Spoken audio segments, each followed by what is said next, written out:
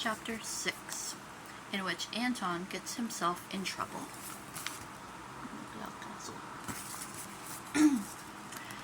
During Anton's first 5 years as an elder in training, he did his best to convince himself that his job would one day get easier. He was wrong. It didn't. The elders barked orders at him during council meetings and community functions and after-hours discussions. They berated him when they ran into him on the street, or when they sat in his mother's dining room for yet another sumptuous, though uncomfortable, supper. They admonished him when he followed in their wake during surprise inspections. Anton hung in the background, his eyebrows knit together into a perplexed knot. It seemed that no matter what Anton did, the elders erupted into purple-faced rage and sputtering incoherence. "Anton," the elders would bark, "stand up straight. Anton, what have you done with the proclamations? Anton, wipe that ridiculous look off your face. Anton, how could you have forgotten the snacks? Anton, what on earth have you spilled all over your robes?" Anton, it seemed, could not do anything right. His home life wasn't any better. "How could you possibly still be an elder in training?" his mother fumed night after night at supper. Sometimes she'd let her spoon come crashing down onto the table, making the servants jump. "My brother promised me that you would be an elder by now. He promised." And she would seethe and grumble until Anton's youngest brother, Win, began to cry. Anton was the oldest of 6 brothers, a small family by Proctorate standards. Jesus Christ, these people have to get rid of their... Every year they have to sacrifice their, the youngest kid in the Proctorate. And 6 children is small. Like, I don't know, that would not make me want to have babies. Anyway.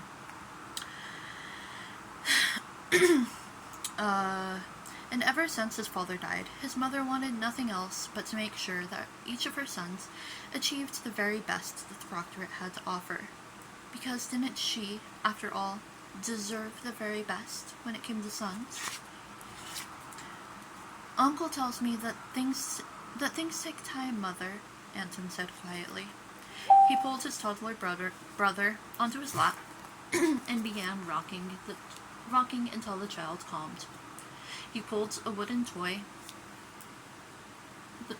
that he had carved himself from his pocket, a little crow with spiral eyes and a clever rattle inside its belly.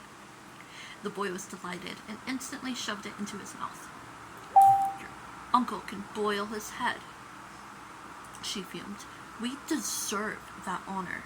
I mean, you deserve it, son." Anton wasn't so sure. He excused himself from the table, mumbling something about having work to do for the council. But really, he only planned on sneaking into the kitchen to help the kitchen staff, and then into the gardens to help the gardeners in the last of the daylight hours. And then he went into the sheds to carve wood. Anton loved woodworking. The stability of the material, the delicate beauty of the grain, the comforting smell of sawdust and oil. There were few things in his life that he loved more. He carved and worked deep into the night, trying his best not to think about his life. The next day of sacrifice was approaching, after all, and Anton would need another excuse to make himself scarce. The next morning, Anton donned his freshly laundered robe and headed into the council hall well before dawn.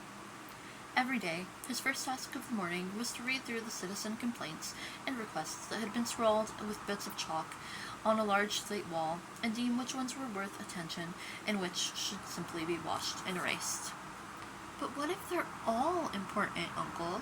Anton had asked the Grand Elder once. "They can't possibly be. In any case, by denying access, we give our people a gift. They learn to accept their lot in life. They learn that any action is inconsequential. Their days remain, as they should be, cloudy. There is no greater gift than that. Now, where is my Zeranti?" Next, Anton was to air out the room, then post the day's agendas, then fluff the cushions for the elders' bony bottoms. Then spray the entrance room with some kind of perfume concocted in the laboratories of the Sisters of the Star, designed, apparently, to make people feel wobbly-kneed and tongue-tied and frightened and grateful all at once.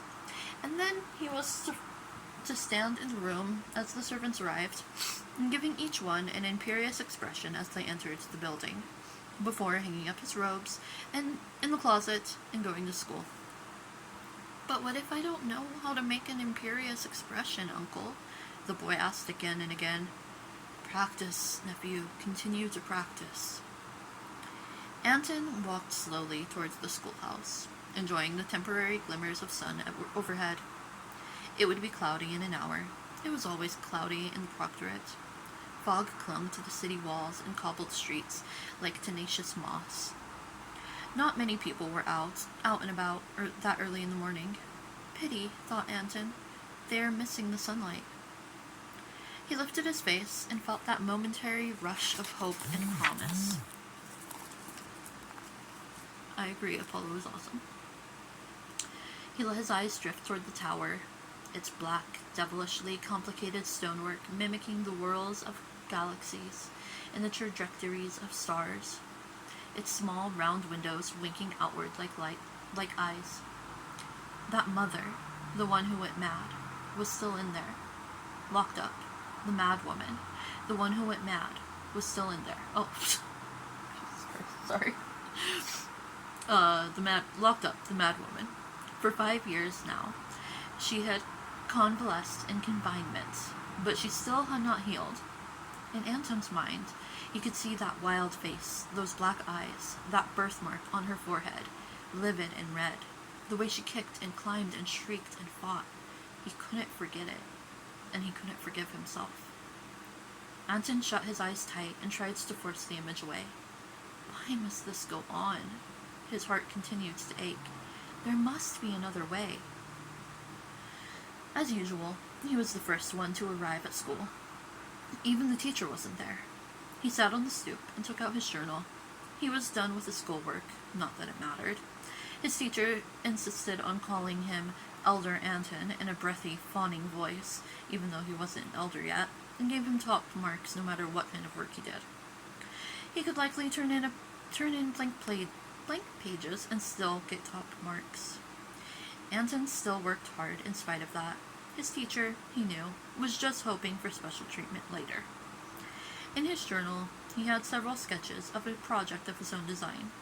A clever cabinet to house and neatly organize garden tools, situated on wheels so that it could be pulled easily by a small boat, a gift intended for the head gardener, who was always kind.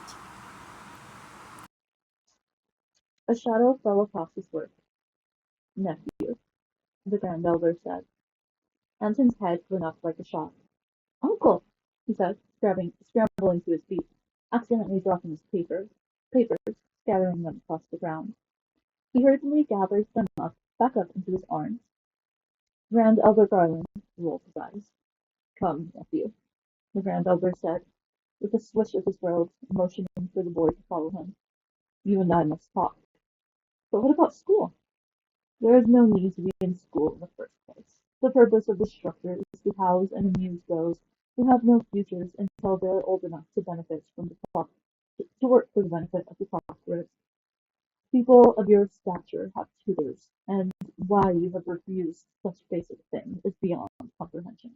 Your mother prattles on about it endlessly. In any case, you will not be missed. This was true. He would not be missed. Every day in class, Anson sat in the back and worked quietly. He rarely asked questions. He rarely spoke, especially now, since the one person whom he wouldn't have minded speaking to, and even better if she spoke back to him in return, had left school entirely. She joined the nov, nov, novice, nov, okay, I figured it out. She had joined the novitiates at the Sisters of the Star. Her name was Her name was Athene, and though Anton had never exchanged 3 words in succession with her, still he missed her desperately, and now only went to school day after day on the wild hope that she would change her mind and come back. It had been a year. No one had ever left the Sisters of the Star. It wasn't done. Yet Anton continued to wait and hope. He followed his uncle. He followed his uncle at a run.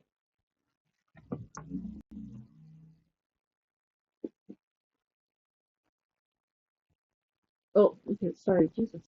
Um, the other elders had not arrived at the council hall, and likely would not be in until noon or later. Garland told Anton to sit. The Grand Elder stared at Anton for a long time.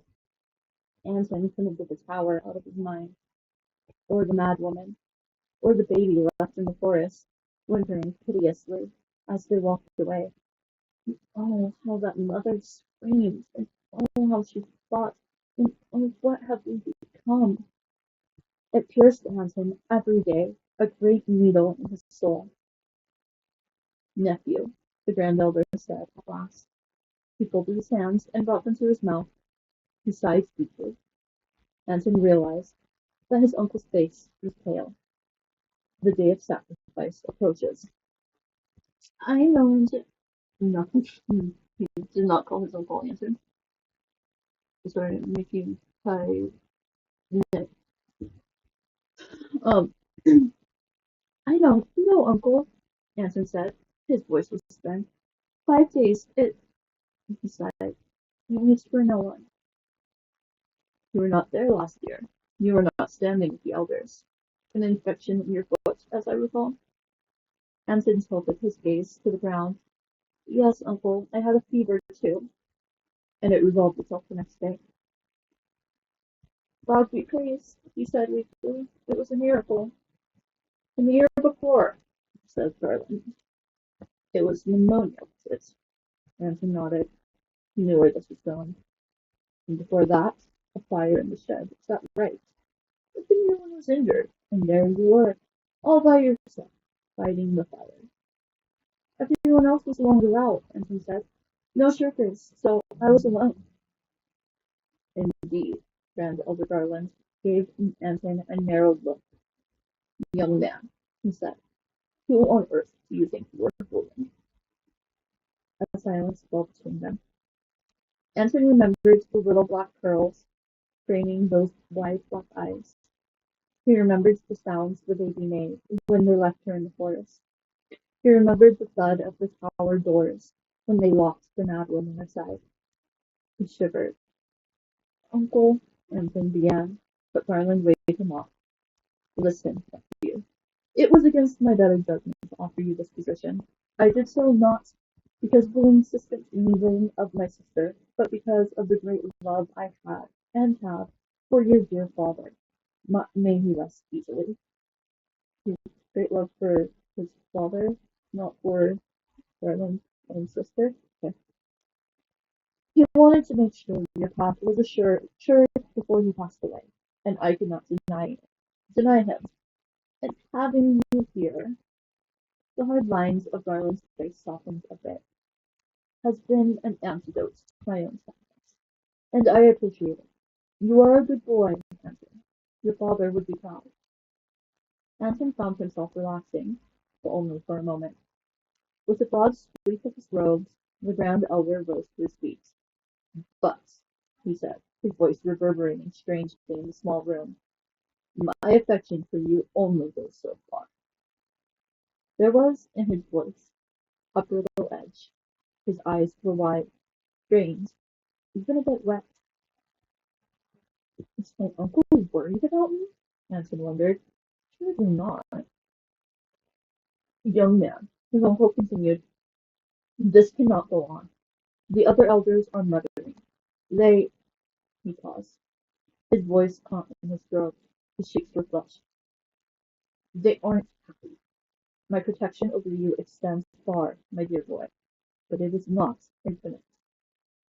Why would I need to be protected? Anson wondered. as he stared at his uncle's strained face. The grand elder closed his eyes and calmed his rapid breathing. He motioned for the boy to stand. His face resumed its imperious expression. Come, nephew, it's time for you to return to school. We shall we shall expect you, as usual, at mid-afternoon. I do hope you are able to make at least one person grumble today. It would put the rest it would put to rest so many misgivings among the elders. Promise me you'll try, Anton, please. Anton shuffled toward the door, the grand elder gliding just behind him. The older man lifted his hands to rest on the boy's shoulder and let it hover for just a moment before thinking better and letting it drift back down. I'll try harder, Uncle, Anton said as he walked out of the door. I promise I will. See that you do, said the grand elder in a hoarse whisper.